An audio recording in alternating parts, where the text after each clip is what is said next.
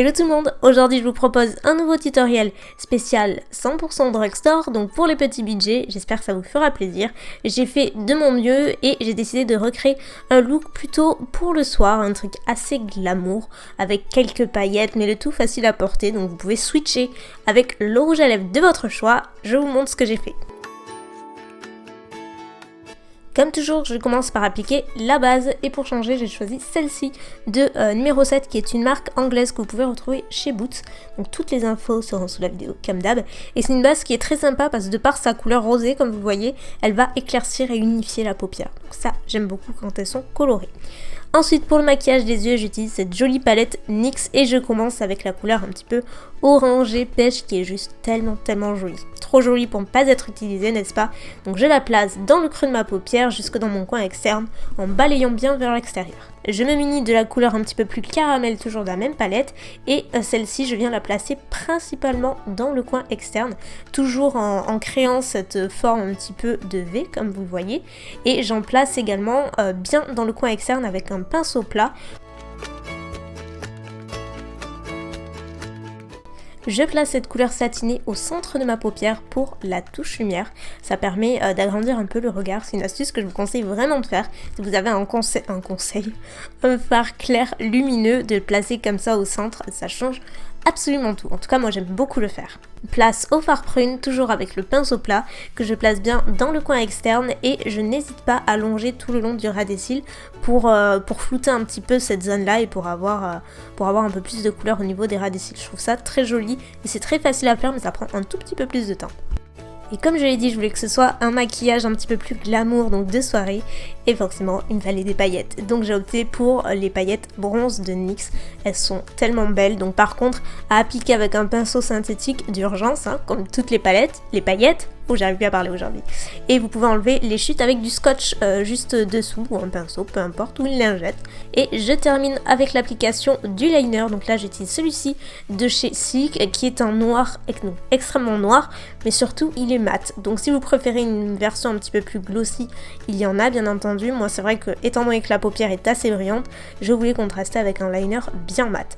Et je n'hésite pas à faire ma petite virgule comme d'hab. Maintenant, place aux cernes, parce que le dessous des yeux a souffert avec toutes ces paillettes. Donc une fois que je l'ai nettoyé, j'applique l'anti-cerne. Donc je fais un combo de 2 couleurs de chez NYX. Donc ce sont les HD, ils sont très bien. Donc la teinte un petit peu plus jaune, c'est plutôt ma teinte, donc j'en mets plus généreusement. Et je rajoute un petit peu plus la orangée qui va vraiment, elle, servir à illuminer le dessous de l'œil. C'est sympa de mixer aussi des teintes, n'ayez pas peur de le faire. Et j'estompe avec la nouvelle éponge Real Technique façon marbre qui est super sympa. Donc je suis en train de la tester, donc je vous en redirai des nouvelles, mais elle est très jolie. Je fixe ensuite le dessous de mon œil et le reste de mon visage avec la poudre HD de NYX en teinte banana. Donc c'est une poudre qui est un petit peu jaune, donc du coup qui va vraiment illuminer le dessous de l'œil. Je la préfère vraiment pour cette zone là que pour le reste du teint, sinon elle apporte un effet un petit peu flouteur.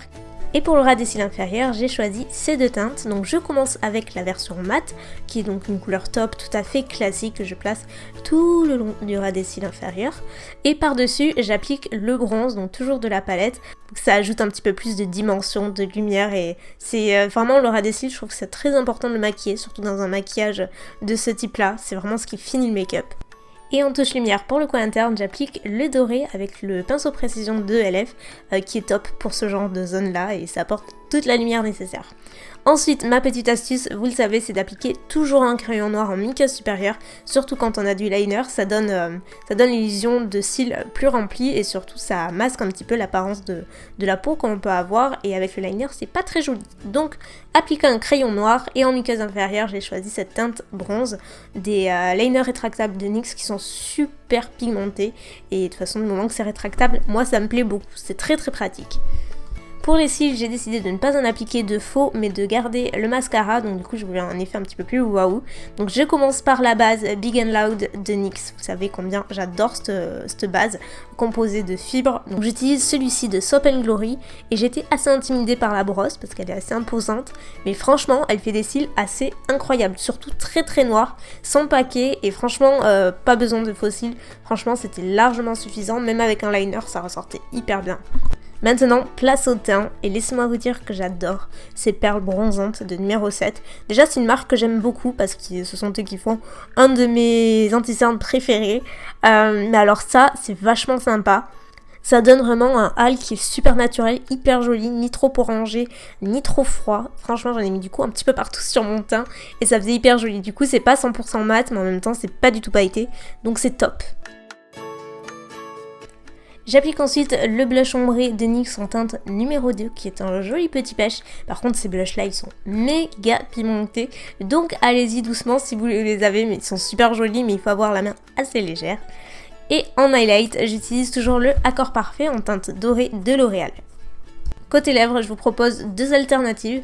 Une première nude et plutôt glossy, donc j'ai choisi le Butter Gloss crème brûlée de NYX. Vous savez que c'est mon gloss préféré de tous les temps. Et voilà, et je trouve que ça va super bien avec ce genre de make-up pour celles qui sont plus adeptes du nude.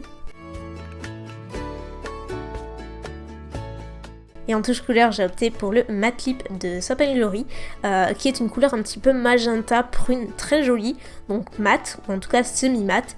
Et voilà, après vous pouvez utiliser n'importe quelle couleur, franchement les choix sont assez illimités, mais je trouvais que c'était un choix assez sympa, une teinte qui passe plutôt bien. Donc voilà, nude ou audacieuse, laquelle êtes-vous ? Donc le tuto est terminé, j'espère qu'il vous aura plu, n'hésitez pas à me dire quelle version vous préférez, la plus nude ou la plus colorée. Si vous voulez plus d'infos sur les produits, tout c'est en barre d'infos, ils sont disponibles sur le site de Boots qui, bonne nouvelle, livre à l'international, yay, donc vous pouvez enfin vous trouver vos marques chouchou anglaises depuis chez vous, donc ça c'est cool. Donc sur ce, des millions de bisous et à très bientôt.